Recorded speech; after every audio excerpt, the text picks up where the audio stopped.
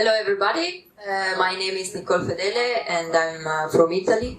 I've been flying for 16 years now and I've been taking part to competitions, especially World Cup and FAI 1 competitions with the Italian national team.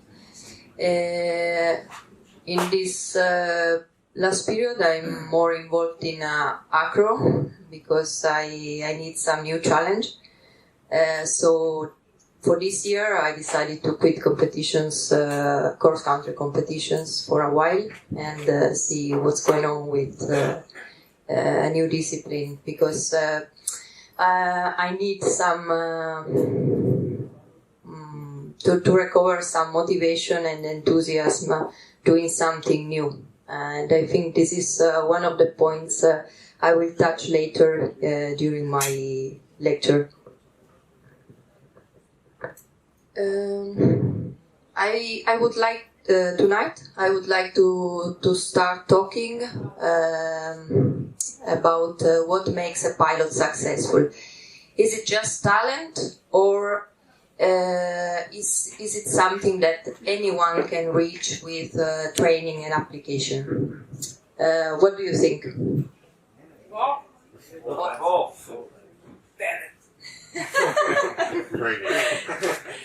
Now, what I personally think is that to become a champion, you have to be also talented somehow, for sure. But I also think that with proper training, everybody can reach a very good level nowadays, especially with all the sources we have, and we can base on like X contest and all the knowledge coming from the mentors and good pilots all around the world. I would like to break down the training in three areas: physical, technical, and mental. About the physical, well, why do we need to be fit for paragliding? To survive evening drinking. Yes, this can be one reason. Yeah, but well, obviously, for example, in the Red Bull X Alps, it's very easy to tap the physical elements, how necessary they are, and the same for the I Can Fly competitions, for example. But in normal flying, I have the impression that many pilots are really underestimating the physical aspect a lot. I still think that the mental part is the one that has the biggest impact in the performance. But for sure, the physical training is very important and can massively impact flying, especially when you start taking longer flights. About the physical, I would like to go a bit more in detail and talk about some aspects. So we take physical. I write like one, and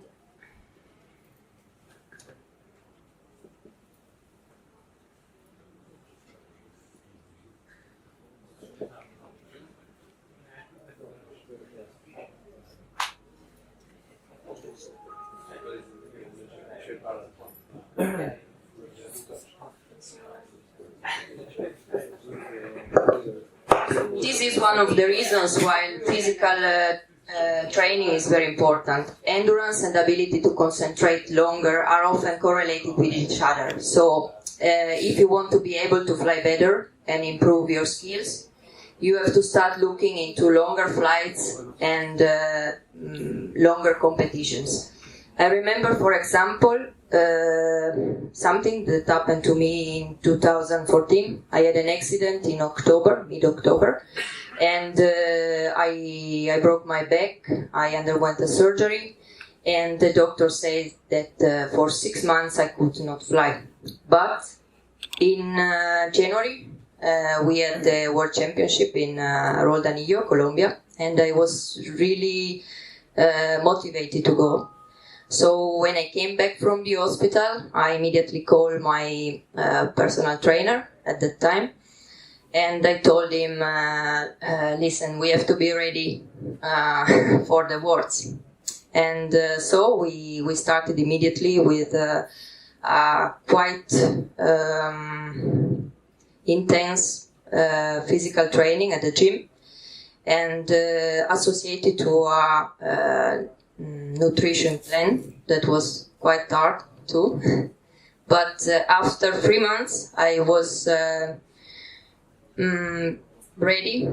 Let's say ready. I was in a much better shape than predicted, and I finally went to the World Championship in Roldanillo. For the ones who know Roldanillo, it's a place where the flyability is really high, so you can fly every day, 3, 4, 5 hours in average per day. So it's quite intense. And when I went there, I stayed there for 3 weeks. We had 1 week training with the national team and then 2 weeks competition. And I remember that after 2 weeks, after 1 week competition and 1 week training, I was really tired because I had recovered a lot, but my physical shape was not 100%, obviously. So I was quite concerned about the upcoming week, the upcoming flyball days, and I felt very, very tired. And I remember the last day, I went to the takeoff and I say to my mate, hey, well, let's hope that today they will give us a short task because I'm really done. And at the end, they gave us the longest task of the comp, 130 kilometers, and it was quite hard too. So after I landed, after about 5.5 hours, I was really finito. But I managed anyway to stand on the podium, only the 3rd place, but was anyway a good success for me because considering how I went to Colombia, I could not aim to a better position than this. So this is, I want to say this because if you really want to give the best and to have the best performance, you have to train a lot. I mean, you cannot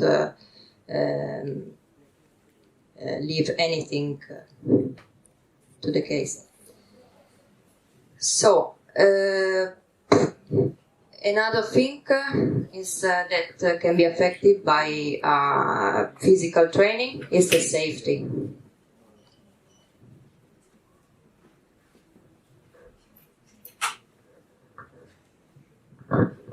But how do you usually train endurance? Just run or bicycle or what? Yeah, different kinds of sports like gym. The gym, I train a lot. No, you can see. Bicycle and swimming. Swimming was really good for my back. This is, I think, one of the most complete sports. It's really helpful. So let's go back to the safety. So it could be compromised after a few days flying every day if you're not fit, obviously. Consider that you should be able, for example, to stall your glider even after 5 hours long flight. So doing a stall should become easy for you, like doing big gears. And even if you don't need to stall your glider, the B riser steering, or the C risers according to the glider you're flying, can be very tiring if your shoulders and arms muscles are not trained enough. And another thing for the ones for the small pilots like me that have to carry ballast, if you have you have to be able to land with a lot of ballast, also in zero wind, and so you require leg muscles, good ligaments, and also for pushing the speed bar, it's very important to have good muscles in your legs.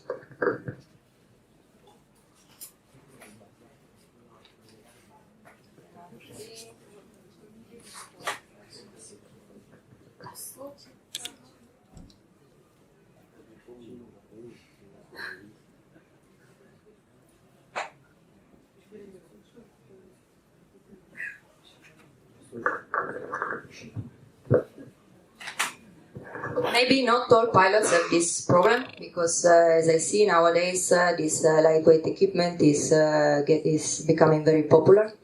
But in my case, I still have these problems, especially when I was going to competitions. My backpack was super heavy, and so this. Even if it's unconscious, it can really affect your decisions. So, for example, if you look at Kriegel's track logs, he often abandons completely the line course, and because it's the move that makes sense. But this, if it doesn't work, it's gonna take him very deep in a much harder work. So if you are not trained to carry your bag, probably unconsciously you will try to fly in a more conservative way, and you can also maybe do stupid decisions based on comfort.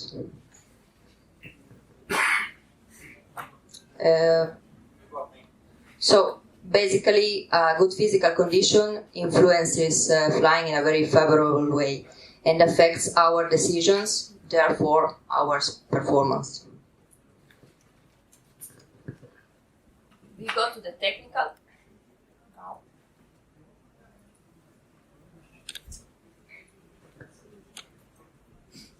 Instruments.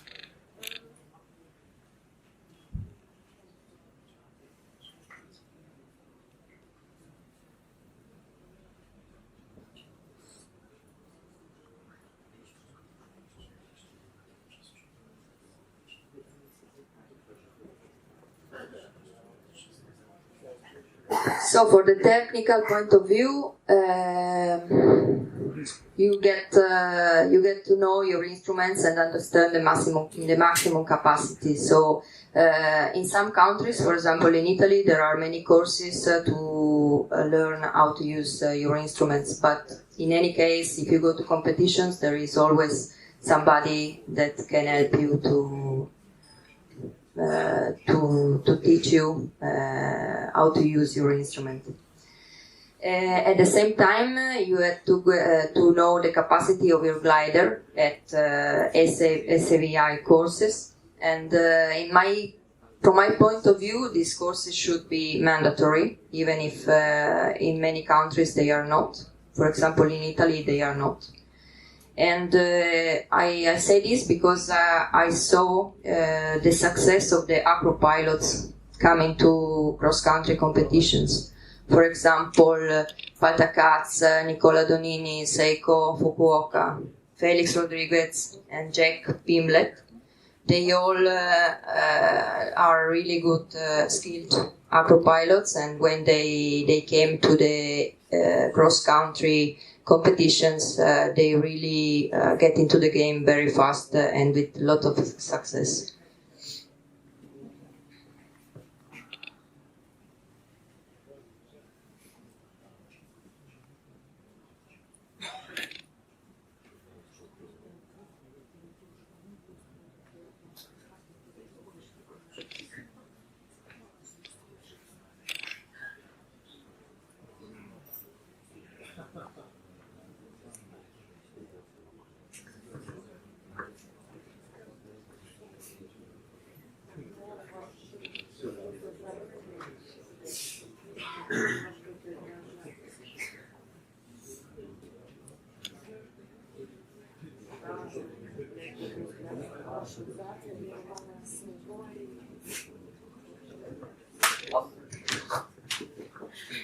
So, as I said before, to get better skills from the technical point of view, you should also learn to take off with heavy equipment, even in gentle wind, gentle downwind.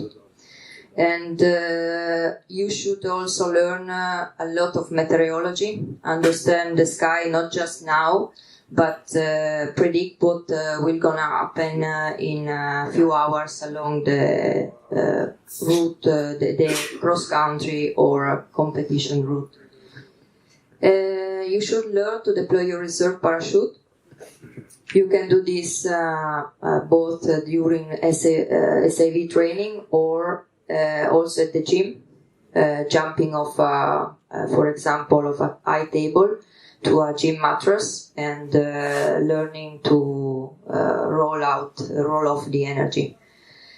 And a good idea to test, to understand your limits is the G-force trainer that will teach you to understand the G-force in a spiral. There is a good one in Gerlitzen, for example, and for the ones who want to go in Austria at the Flieger base. And it's really interesting to see how much G's your body can stand.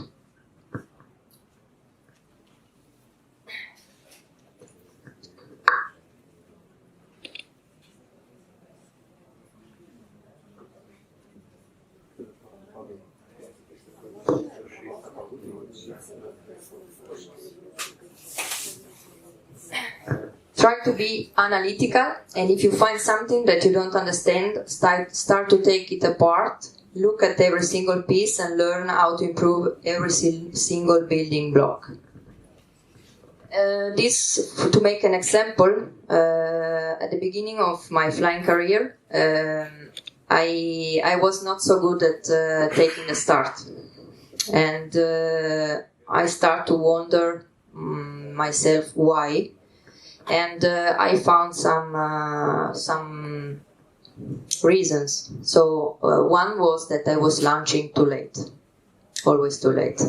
So I had not the time to put myself in a good position on time.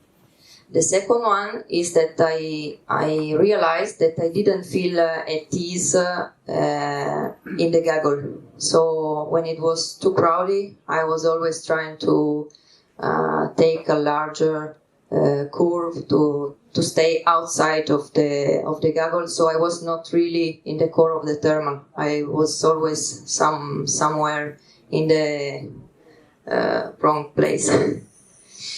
And the third one was the lack of confidence. So after analyzing this, I tried to find some solutions. The first was obvious, so I was taking off sooner, as soon as the window was open. The second one, I started to fly in a more aggressive way. That doesn't mean necessarily, it's not necessarily a bad word. I mean, more aggressively, it means that I was more determined.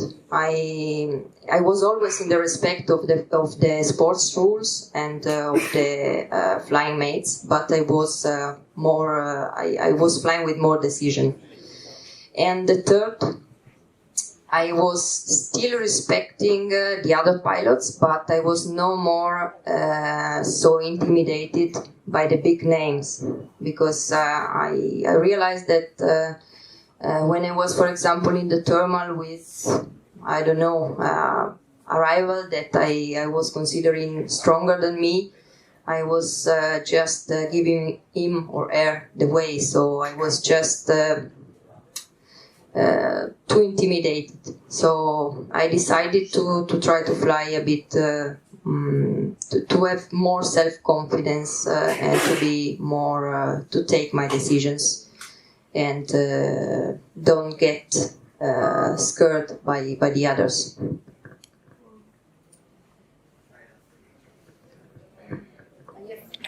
I did it here. here because otherwise we don't have space for the rest.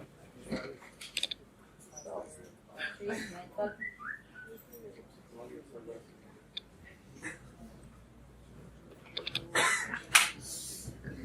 Well, about mental, I read a couple of books of sports psychology because this is more or less universal for every sport. And because I think that in paragliding, this aspect is not taken enough into account. And I really think that it is the one that can make the big difference. I live together with a professional sailor, and I had the opportunity to travel with him during some important competitions. And I saw that every sailing team has their own psychologist that has a very important role inside the group, because he perfectly knows all the members of the crew, and he knows when he has to speak to somebody, what to say, the right words to say in the right moment. So this is something that we don't have in paragliding, and I think we still have a kind of self-teaching approach. And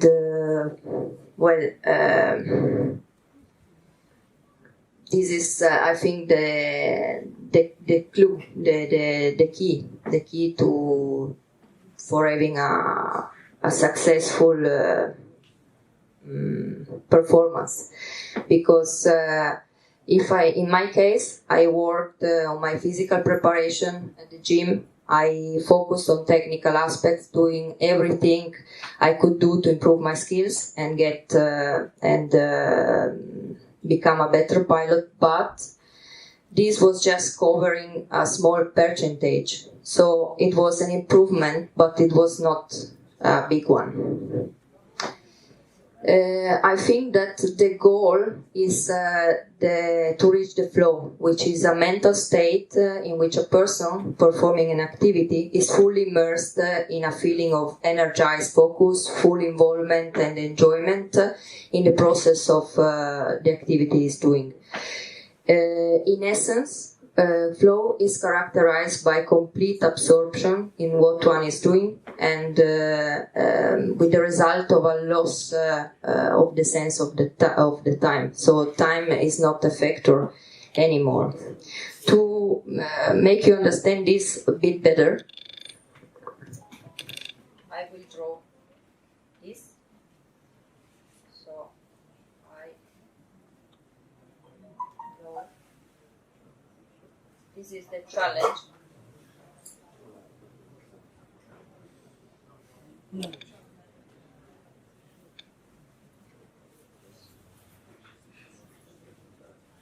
Skills.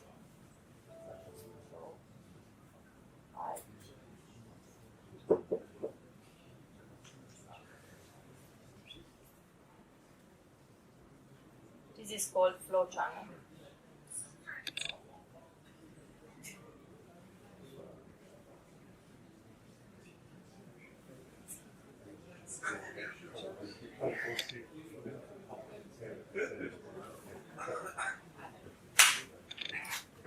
So basically, if the skills level is low, but the challenge is really high, you experience anxiety.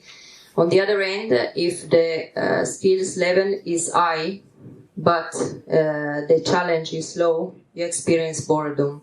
So the goal is to stay inside this flow channel, where, as I said, the time is not a factor anymore. It's simply you are really in what you are doing, and you are really immersed in your activity. This is something that was happening to me when I was flying long distances. The time, many times people was asking me how long, and also today when I fly tandem, one of the big questions is how long can you stay in the air? And when I say, well, you can fly for even 8, 9, 10 hours or so, they are all very surprised, and they said, wow, how is possible? What do you do in the air for all this time? But as I remember, when I was flying long distance, I was not really caring about this, and the time was simply passing by very, very fast. So when I landed, I always had the feeling that I was in the air for not so long time, because I was really enjoying it and I was really in this flow channel.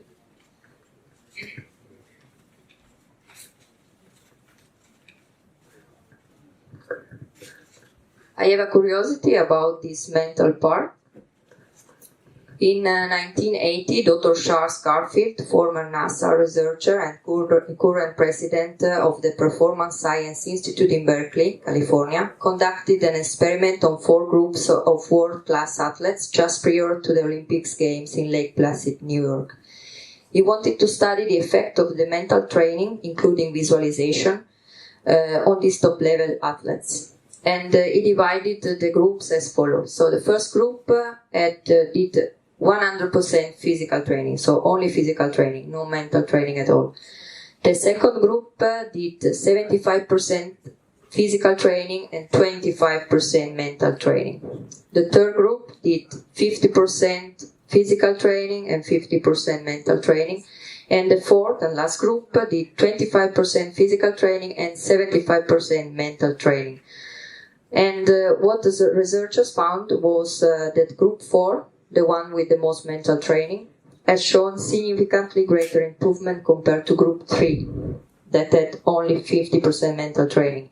And likewise, group 3 showed more improvement than group 2, and group 2 showed more improvement than group 1. So basically, the mental training, as you can see, is really essential in sports.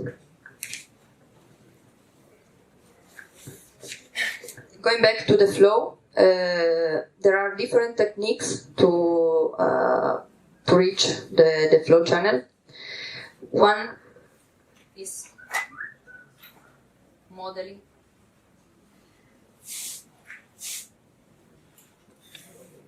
That basically means if you have to fly for 10 hours and you are not sure you can do it, you just sit in your car and you drive for 10 hours without stopping it. And it's something similar that I was doing when I had my pee problem, because I had some mental block and I could not pee in the air. So I was first training at home. I was wearing a diaper and lying in my bed, simulating the don't laugh, simulating the harness, the position in the harness. And after a while, I managed to pee. So I went back in the air and I could not pee. So I said, why not? I was able to do it when I was at home. And then I was really thinking about it, and I said, well, what's different? And the movement was different, because in the bed I was not moving, but in the air I was in movement. So I decided to do the same, but this time in my car. So I sit in my car, driving position with my diaper, and was driving, and I managed to pee. And and after I went back in the air, and I tried to repeat this thing in the air, and I finally managed to do it. So it works. It really works.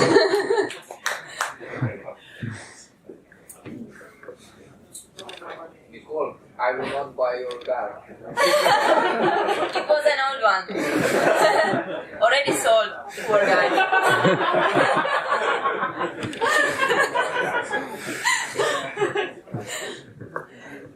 Second technique is the visualization. The daily practice of visualizing your goals as already complete can rapidly accelerate your achievement of your goals and ambitions. For athletes, visualization process is called mental rehearsal, and it was first introduced by the Russians. Well, all you have to do is to set aside a few minutes a day. The best times are when you first wake up, or after meditation and prayer, or right before going to sleep. These are the times when your body and your mind is more relaxed. And well, you can create a picture of you standing on the podium at your next competition, for example, or you can imagine yourself practicing a perfect trick during an acro event. And since your mind is not recognizing the difference between dream and reality, you can really create your movie in your mind. So it's very important that you feel, that you recreate the emotional feelings that you want to have. So you have to be the protagonist of this movie, and it's really important to enter deeply in the emotional state of what you are visualizing in this specific moment. At the same time, you can create an anchor to relive the moment whenever you need or like. For example, a song or a smell or an object. It basically works by associations. I remember, I don't remember if it was a world championship or a super final. Anyway, a good friend of mine won a task, and he was wearing a pair of funny socks, and he decided to wear these socks for the rest of the competition because these socks were representing for him this anchor. So when he was looking at his socks, he was reliving this feeling of winning, of success, of joy that he experienced when he won the task. This is an example for it. Is it clear? Or, yeah?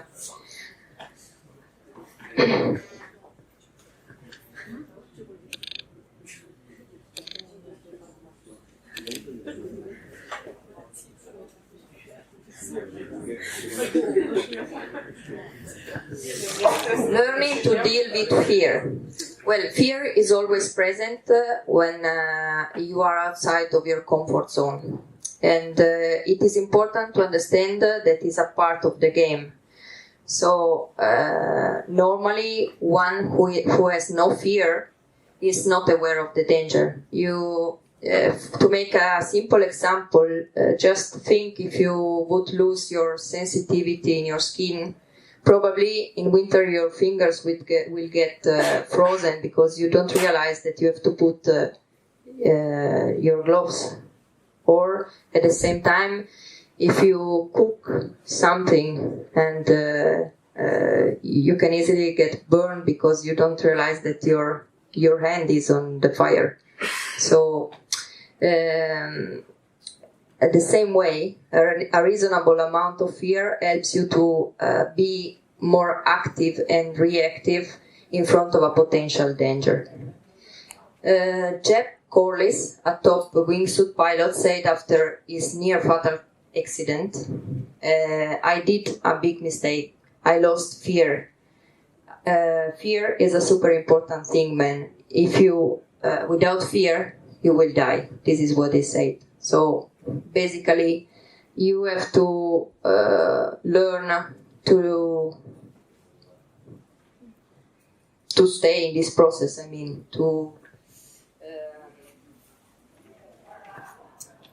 you have to understand that fear is something that will be always with you, but you have to try the way to live together with it.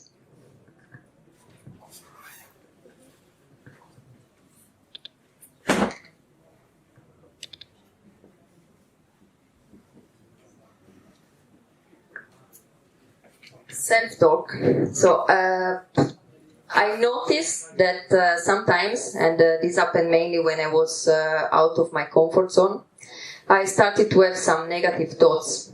And these negative thoughts can sound like this. For example, you are in a competition and you say, my rivals fly better than me. Or I will never reach the goal today, or well, it's too turbulent, let's go to land, or this sport is not for me. This is a sentence that I was saying a lot of times to myself. But yeah, you can get rid of these negative thoughts in your mind by using what is called the self-talk and the visualization, of course. How does it work? Well, you assume, let's say, self-comforting posture. You can do it also in the air. And reassure yourself steadily with some positive and encouraging sentences. And you have to focus on your strengths and think of you in a positive way, basically.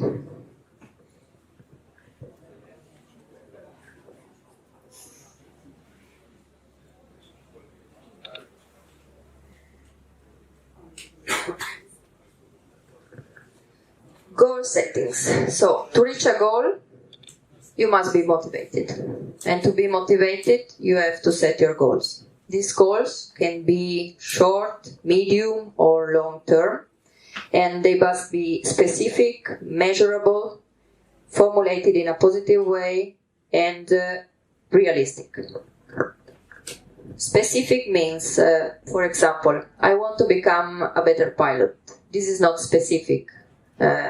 You have to ask yourself in which way, what do you want to improve, what are your weaknesses. So you have to try to formulate it a more specific goal.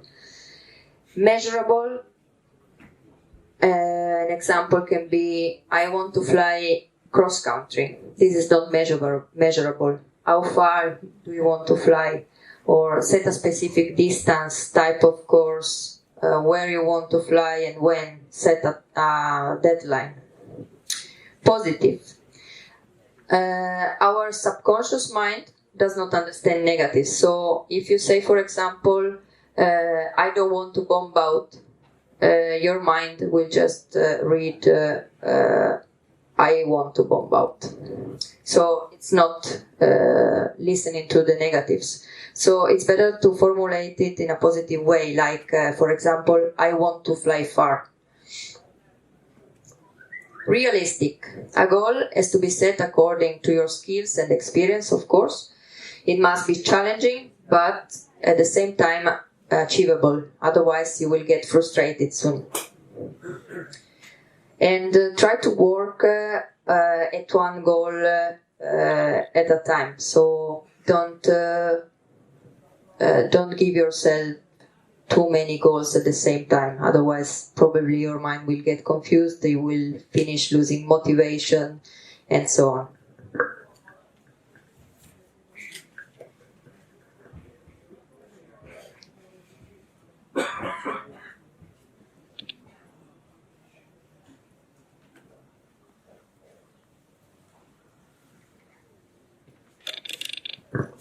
Dealing with failure. Well, there is always a next task, a next comp, a next flight. Every single comp is just a training for the next one. So competition flying is not a destination, but it's a constant journey of learning and getting better. So be humble and thirst for knowledge. So flying is basically a never-ending learning process, and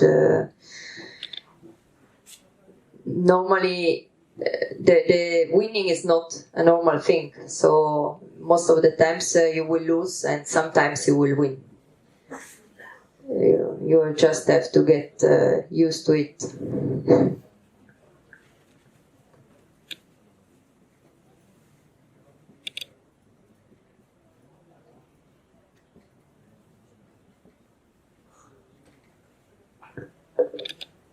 Increasing your self-confidence is really important for success. I've mentioned it before.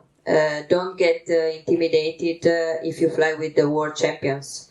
And don't let the better pilots cut you off a thermal, for example, or jump in front of you on takeoff.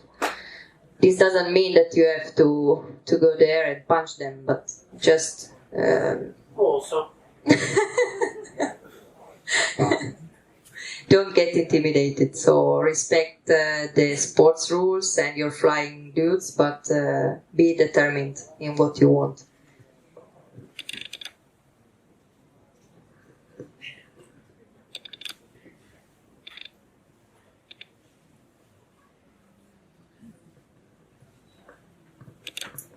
Learn to concentrate longer on many things at the same time. For example, instruments, weather, the pilots flying around you, birds, dust, and whatever. For example, professional kart and car drivers are following a program that is called Fit for Race. It consists in kneeling on a football, and they have two balls in their hands of different sizes, and they have to throw them against the wall. And since the balls are of different sizes, they will react in a different way. So one will come back faster than the other. And once they get familiar with this, their training start to make them mathematical questions and other kind of questions, trying to mess up their concentration. It feels like training for the circus, but actually it's highly effective.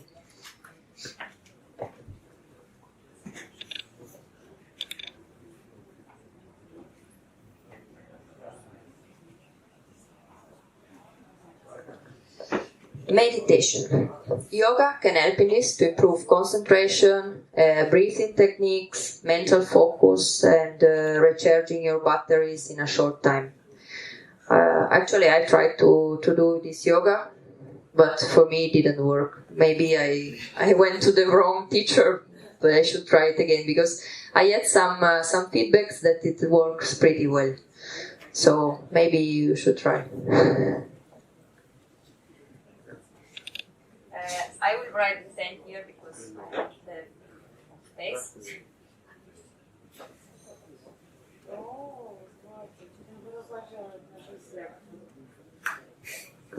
Choosing a mentor. The right mentor is not necessarily a world champion, but is a pilot that has the ability to analyze your progress curve, to guide you step by step, help you to recognize your weaknesses, your limits, and to exalt your strengths and push you forward.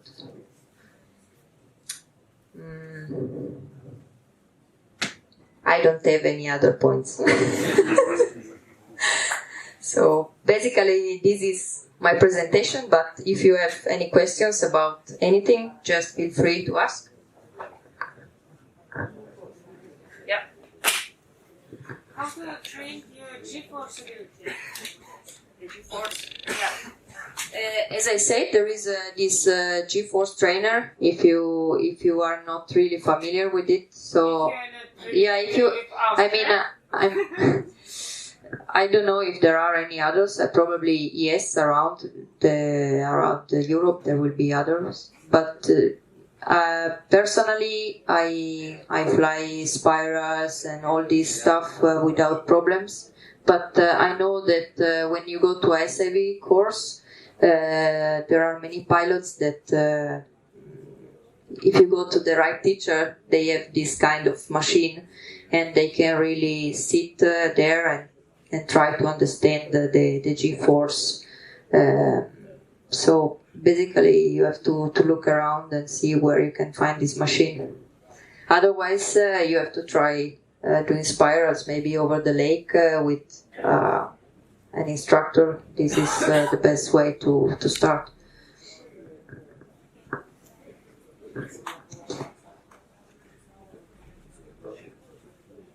Any other questions, or otherwise we go to the debriefing? Yeah, before we start with the debrief, a round of applause for Nicole. Really nice presentation. Thank you, Nicole.